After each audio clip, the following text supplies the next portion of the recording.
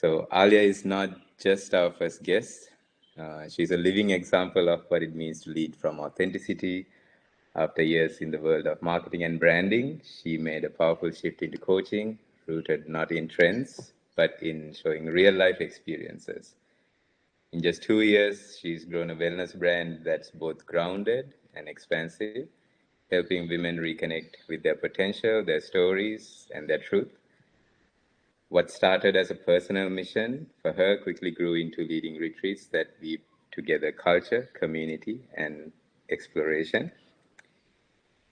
From her very first sold out retreat to now creating soul aligned experiences across the globe, Alia is redefining success not as numbers or scale, Mm, but as impact, connection, mm. and continuity. We're so thrilled to dive into her story, her lessons, and the intentional brand that she's building. Alia, welcome to Let's Talk Wellness. Wow, hi. What an introduction, man. I I wrote want it to meet down. that girl. Who's So, that girl? I want to meet her. all right. Wow, So, thank you. yeah, we're here to talk about what it really means to build something soulful, sustainable, and something rooted in the real world, right? So, on that note, shall we jump into your values? Like, what personal values shaped how you build soulful retreats, and how do they show up in the way you lead your brand? That's a wonderful question because I think that all retreat leaders bring part of their personal values and what they find really important to the experiences that they create. And I think that retreats are retreats are wonderful, like they can be quite insular experiences. And I think for me, when I created or when I continue to create or what I thought what a retreat could be, it's really kind of beyond the self. And that's kind of how I live my life as well. Um, Constantly trying to zoom out and seeing a bigger kind of collective picture. So what is the impact that we're making? Um, and my personal values, I suppose, would be in this case of reciprocity. So not only taking, but also making sure that you're giving. And that can come in the form of making sure that people are, for a start, fairly paid, that you are ethical about the choices that you're making about where you stay, what you eat, who you're interacting with, equality, I think, and fairness, justice. Those are my personal values that I bring to the table when I create something because it's about honoring where you are and honoring the experience and not just the, well, I feel really great at the end of it. Like that's one part. And then I feel really great because I know that I'm connected to the bigger. And we can probably dive into that because I think it can sound a little nuanced and a little esoteric as just a few sentences. Um, but definitely this sense of travel as medicine. So understanding that the retreat itself is one component of a much larger impactful journey that you're having yourself in your own kind of personal evolution and development. And then it's not just happening in a vacuum. It's not just being sealed away in a villa for 5 days. Those kind of retreats are great too, and I love them also. But I think if if I'm really sticking with this big picture thinking that we're all connected, that we're all part of this one big thing, and that we all have our job to do and we can all honor one another, that give and take is really part of what I love to create, you know? Big reciprocity. Hmm. Mm-hmm. I like I like this notion of diving deep into it also because I think we use the terms community centric and rooted in community, all these terms in the retreat industry. And I think it's important that we dive into it. What does that mean to you? And I think that's that's a good point on how is it that how do you actually make that happen in your retreats. Now I know this personally because we work with you, Yeah, and you and I both know that it's always not easy. It's easier to do a very cookie cutter black and white yeah. template, whereas community centric retreats mean that you need to really think what that means to you, what that means Mm-hmm. to the community, and defining that community. So, Mm-hmm. you know, let's talk about like when did this happen for you? When did it truly click for you? When um, is it the first retreat, or is it after running a few that you felt like I'm really creating retreats that are beyond that capsule Yeah. that's creating a bigger impact? Walk us through your I process. think, to be honest, I think that it didn't, for me personally, it never started with retreats. It's always how I've traveled. So when I say travel as medicine, this is like a core foundational pillar for the way that I create retreats. So travel as medicine is not just getting on a plane and going to a beautiful beachfront villa. I love that part, don't get me wrong, but it's not the only part. So travel as medicine means when I am in a new environment, even just the way that your brain works, right? When I'm in a new environment, the new stimuli, time takes on a different shape. That's why when we feel on holiday that the days are really, really long, and that you're not really too sure what day of the week it is because time kind of just it blends and it does all kinds of different things because of you're introducing all this new routine. Now, if you can add to that, for example, new experiences, new learnings, new cultural experiences, new integrations. Just imagine what kind of downloads that you are receiving um, on a kind of, yeah, on a really deep level within you. So for me, it doesn't, the community centric part didn't for me start with retreats. It was already something that I knew I needed to put into the retreat. And it wasn't going to be a retreat that I was going to run unless it had that element. And so um, I've understood for me as I've continued to grow these retreats that that always has to be something for me that's foundational. Again, because it leads back into this big picture, big collective, big vision of I'm not taking a group of women only to be inside a beautiful venue, which I always make sure that it's a beautiful venue because I think that that's important. But that's not the only thing. You are in this country or in this people's land to offer something and also to honor what it is that they can show you. And when you do that, the experience itself becomes so much richer because you are learning, not learning only about through, I don't know, through movement or through yoga or through breath work, all these beautiful things that are great for the self, but then what do you do for the collective? You're an ambassador for your country, you're an ambassador for yourself. Like, I love this sensation of giving and taking. And I think that it's way more holistic than, yeah, being kind of insular or being separate from the place that you're visiting, you know? Um, and I think it's important then, for example, I'm always looking for local teachers. I'm always looking for experiences that allow us to be immersed into the customs or cultural um, the significance around the country. And also I think that it's important there that it doesn't turn into like a group travel, like a normal, I don't know, like get on a tour bus and tour the country kind of thing. There needs to be like kind of like a balance where you are linking that the theme of the retreat, whatever it is, self-love or personal development or breath work, shadow work, whatever it is, together with the fact that you are not no longer in your homeland, for example, you're now doing something else and you're a visitor in someone else's country. And I think that there can be very beautiful, seamless ways to do that. And that's what I do. So it's proof that it can happen, because it's all part of it. And that's really what I mean by travel is medicine. Okay, I Does that like make that. sense? No, it it I'm a makes bit a of a lot of sense. verbal processor, so No, sometimes no, when I can go off on like 17 tangents. no. It makes a lot of sense, especially when you do retreats worldwide. You are going into other cultures and other communities, so it makes sense that it comes from the way you view the world throughout your travels. Hmm. Does that come across in your branding? I'm just trying to also for the audience give something on branding. Mm. What is something that you could really share? What is something you wish more wellness entrepreneurs knew about what it takes to build a brand that is more authentic in the Right. sense, more rooted in what you're saying? You have to like it first.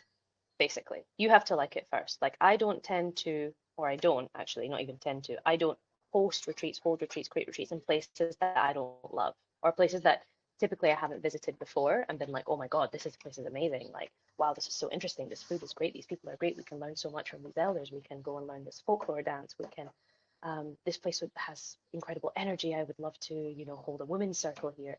Like, I go to places that really excite me.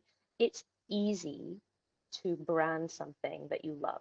It's easy to sell something that you love. And branding, look, branding has many, many shapes and forms, right? Like it's not just typography and um, posts on social media and colors and etc. That's not only it, right? I know a lot of successful business mentors, coaches, yoga teachers, um, women's circle facilitators, etc. That they're, if you're looking at, let's like a really good looking feed, myself included, by the way, like my branding is not great. Like I'm a Canva girl through and through. Um, and it's great also to invest in somebody. I'm on that journey at the moment. So I would definitely like, if you're really into it and you don't know how to do it, get help. That's number one. Um, but I would say like you just, as if you love it and you know that you love it, then it's easy to speak on it.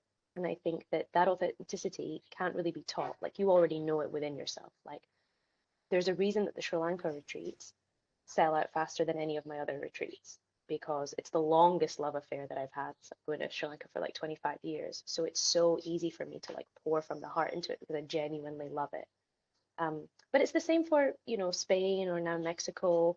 Um, there are places that I've been to, that I've traveled, that I know. And I think that that knowledge helps. Um, and if you don't have personal on the ground experience with the place, you have something calling you to it. And that is good enough as well. Okay, so it could be like, I've never been to Sri Lanka before, but I've been, really thinking and hearing more about it. And I've connected with Jude and Rahel, and I really feel called to hold a retreat there or build something there. That's enough also. Talk about that longing, talk about that desire. It's enough because that's real, you know? Make sense? Mm. It makes a lot of sense. So is that enough? The love of Lost you it for a second. is that Sorry. enough, or did I lose you? Yeah, I'm Oh, back. yeah. I'm back. All right. Yeah. So the love, the genuine passion towards a destination, the culture, to take a group of people there to retreat, to create a capsulated experience. Is that alone enough? You also mentioned that okay, your branding, you're trying to hire help, and maybe speak a little bit to that. How Mm, how do you deal with it all? How do you stay rooted in being a space holder? Keeping your yeah. cup full internally and creatively when you have to handle all these business sides as well.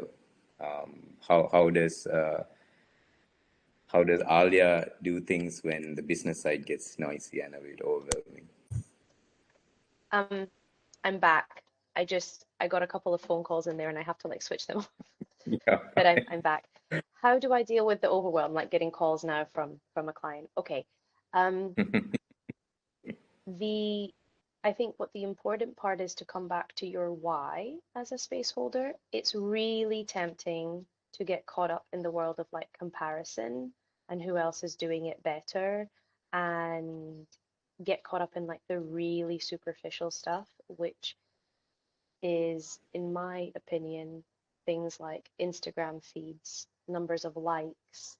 Um, like I find that I can go down a slippery slope when I see other people in my um, similar field or my industry that are that I feel are like doing it better than I am. And I think that that can be really detrimental because if you're not really rooted in what it is that you want to offer, you might feel the need to shapeshift to match what you're comparing yourself to, which is, again, in my opinion, and I have done that, by the way. I have done that. I've tried to create something thinking like, oh, this idea looked really great on someone else, and I want to emulate that in my own way. Or being like, this this is easy for me to create. Um, I already have the connections. I'm going to plug and play this retreat because this is going to make me some money.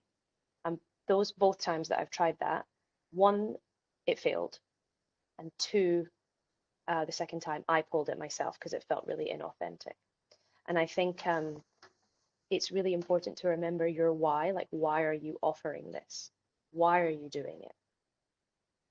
What's your reason behind host? This is a huge, huge point.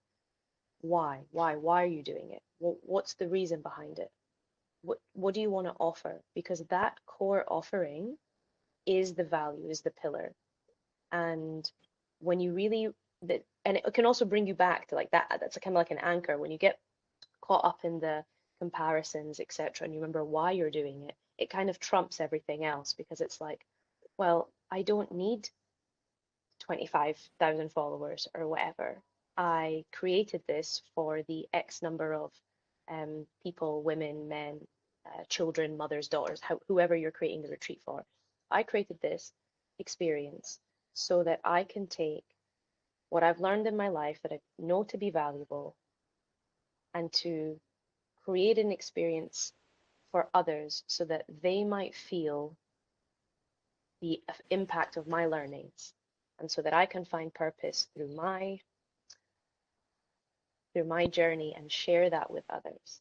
That's really been for me a really big factor in dropping the even sometimes some of the business overwhelm, like, oh my God, I can't do this, I can't do that, whatever. Okay, why am I doing it? So if I know why I'm doing it, it makes it easier to ask for help. So like one of my big issues was I was never really good at budgeting, I was never really good at crunching the numbers. Ask for help. And then after you ask for help, you can see if you can learn how to do it yourself. It's not that hard. You can do it. Promise. There's so many tools out there. Like just reminding yourself that it doesn't have to be an insular, lonely journey. If you are creating for the collective, be part of the collective. And being part of the collective means receiving as well. So asking for help, even if you have to pay for it. There's nothing wrong with paying for it. You know what I mean? Like other people have skills that you might not have. And so investing in yourself, I think that's the point where I am at the moment, where um, yeah, I see that somebody out there can make a better website that I can make than I can make for myself. Let me invest in that because this is my business. And if somebody's out there that can teach me how to budget, let me pay them to teach me how to do it.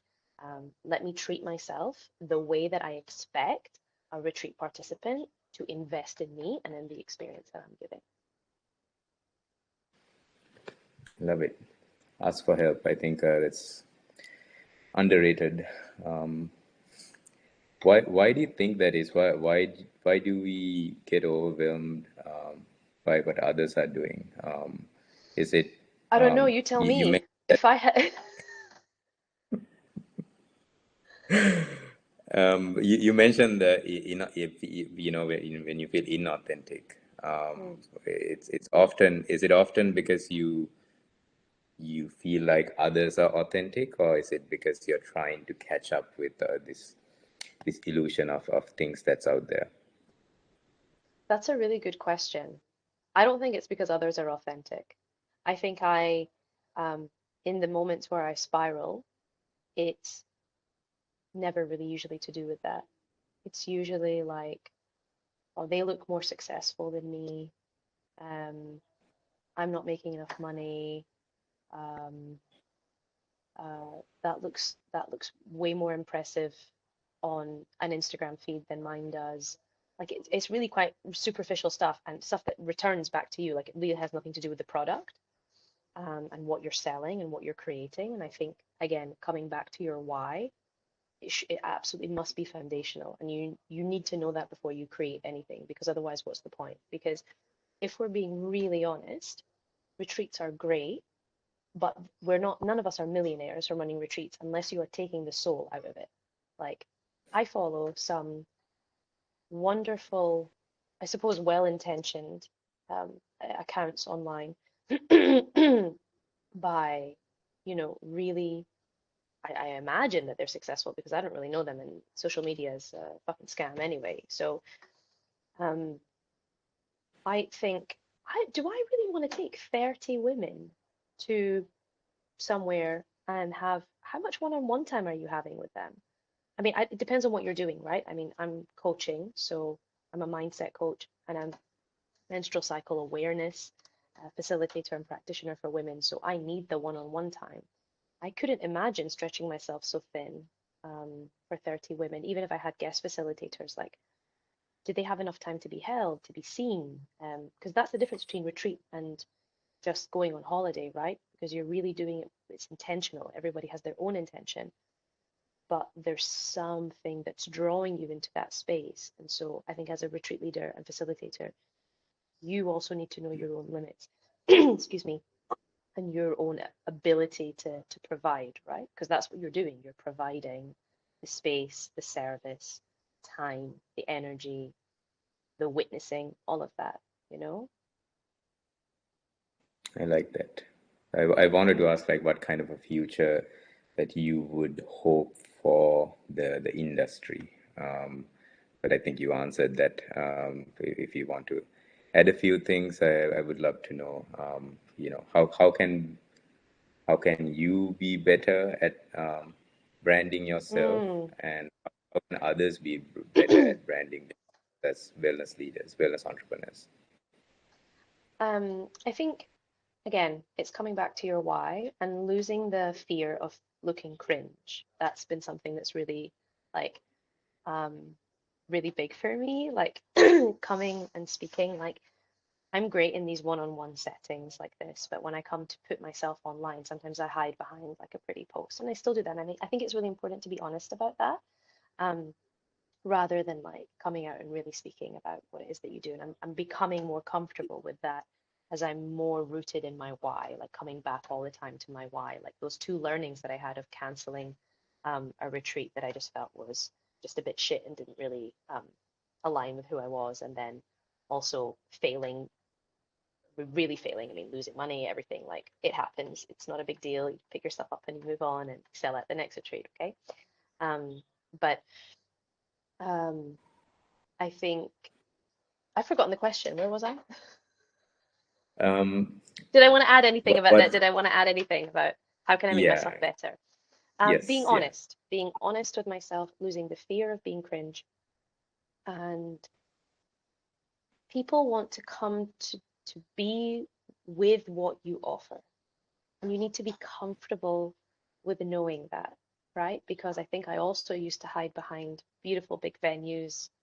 Um, how many facilitators can I get that are going to help me fill up the time, like being kind of almost, am I enough sort of thing? And just recognizing that actually, if I'm open to receive that people want what I'm offering, and I then feel better about what I'm giving.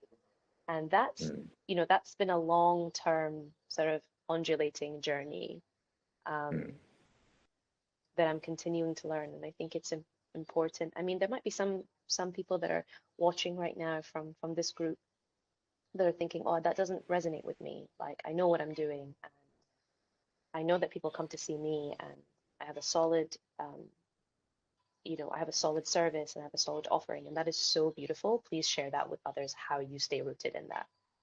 Um, because there's a lot of us that might be feeling like, oh, this looks so great online, and this website is great, and this sold out, and the pictures are great, and but there's a lot of like self-doubt behind that, and I allow yourself some grace to navigate that. And I think also, which is really important that I was hoping that we would touch on, is I think in the sphere of entrepreneurship, because we're not just creating beautiful retreats, we're also trying to build businesses. Allow yourself to pivot. Allow yourself to pivot. What might feel good for a while will evolve with you. So allow yourself to pivot. Allow yourself to follow your natural strengths. Um, this is super important. It's been a really big part of my journey. I started out only one-to-one coaching. Um, I moved into retreats. I moved away from coaching, which was, I had so much resistance to that. Um, and allowing yourself the grace to evolve and to recognize that your evolution is valid, and it doesn't need to stay the same all the time.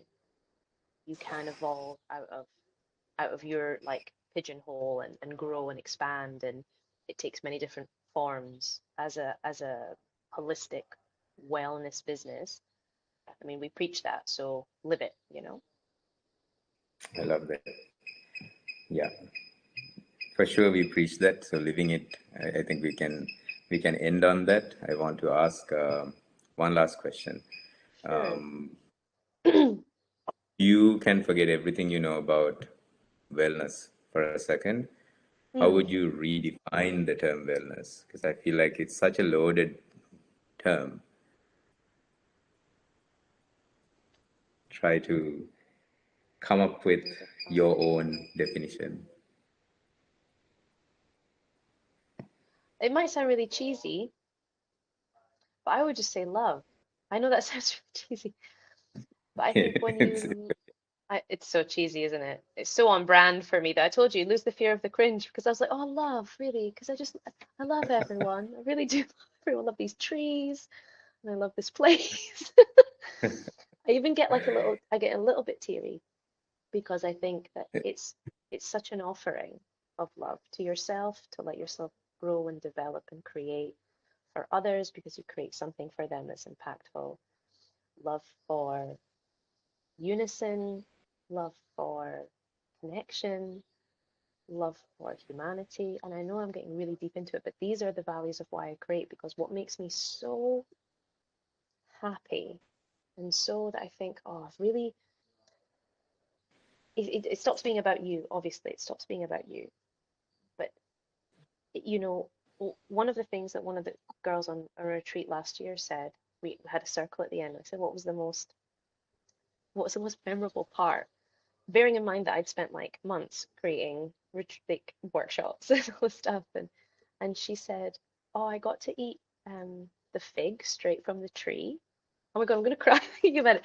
But it was just you realize that like some people are so separate from the world and nature, and you can facilitate, and you have a small part in them feeling like part of the bigger that holds us all. And I think that like that big vision is what you've got to hold on to when you feel that you're comparing yourself, when you feel that you're not doing good enough. Like you've really, you're doing your best to leave a positive impact on the people you share your life with, and your bigger life with, and this whole collective earth space with. I love that. Yeah, it's. I don't think it's cheesy. What is that saying? It ain't easy being cheesy. So it's It ain't easy being definitely. cheesy, I tell you. I We're like I, just, I like that definition. yeah, Love. It does become about the collective. It's bigger than yourself. yeah, So yeah, that's beautiful. Thank you so much, Alia. I think we're my gonna open pleasure. up the table, the room for some questions. Sure, We have about 10 minutes. sure. If you have any questions, again, I'm I would new to this. love to hear some questions. Yeah. If you have any questions, just I think there's a I question. Ah, yeah, there's a.